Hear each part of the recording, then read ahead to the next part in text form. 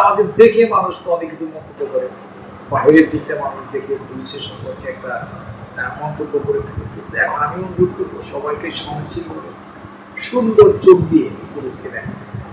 পুলিশের কোনো বিকল্প নাই। আপনারা দেখেছেন যে যে আন্দোলনটা হলো, আন্দোলনের পরে কিন্তু পুলিশ টোটালি একদম কাজকর্ম ছেড়ে দিয়েছিল, নিষ্ক্রিয় হয়ে গেছে। তখন কিন্তু দেশের আইন শৃঙ্খলা পরিস্থিতি খুব খারাপ ছিল। তখন এই পুলিশ দরকার, এটা মানুষ অনুভব করতে পারছে। এবং আমাদের সিনিয়র স্যার, আমাদের তখনকার আইজিপি মহোদয় এবং সকল র্যাঙ্কের কর্মকর্তা থানা লেভেলে বিভিন্ন জায়গায় সভা সেমিনার করে মিটিং করে পুলিশের কাজে নামিয়েছে, তাদেরকে উৎসাহিত করেছে। এই পুলিশ আবার তাদের সেই আগের জায়গায় আস্তে আস্তে চলে আসতেছে।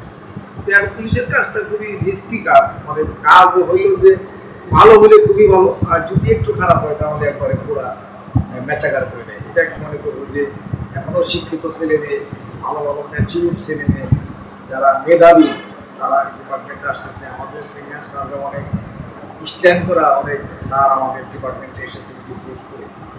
আমরা আসলে আরো প্রায় ফিউচার আমি কল্পনা করি, আমি দেখি, আশা করি ভালো হবে, জাতি ভালো পুলিশ পাবে। আসলে আমি যখন চাকরিতে এসেছি তখন 1984 সালে, তখন এটা আসলে পুলিশের আমার ভালো লাগতো, পুলিশের ইউনিফর্মটা দেখতে ভালো লাগতো। আমি লেখাপড়া কলেজে যখন পড়ি তখন আমি পুলিশে ভর্তি করি। হওয়ার পরে আমি বিভিন্ন জায়গায় আমি পুলিশের কয়েকটা পদে চাকরি করেছি। সর্বশেষ আমি পুলিশ ইন্সপেক্টর অফিসার ইনচার্জ হিসেবে দায়িত্ব পালন করে যাচ্ছি। নিষ্ঠার সাথে অনেক গুরুত্বপূর্ণ জায়গায় আমি আমার দায়িত্ব পালন করেছি। আমার ব্যক্তি জীবনেও আমি খুব সুখী মানুষ। আমার এক ছেলে, 2 মেয়ে। আমার ছেলেটা টেক্সটাইল ইঞ্জিনিয়ার, আমার মেয়ে MBBS ডাক্তারি পেশায় আছে। ছোট মেয়েটা MBA পড়ালেখা করতেছে এবং আমার ছেলেকে 3টে আমি দিয়ে দিয়েছি।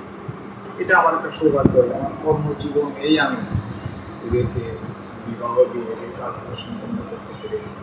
মাঝে মধ্যে খারাপ লাগে যে আমি দীর্ঘদিন আমার গায়ে ইউনিফর্মটা ধারণ করেছি।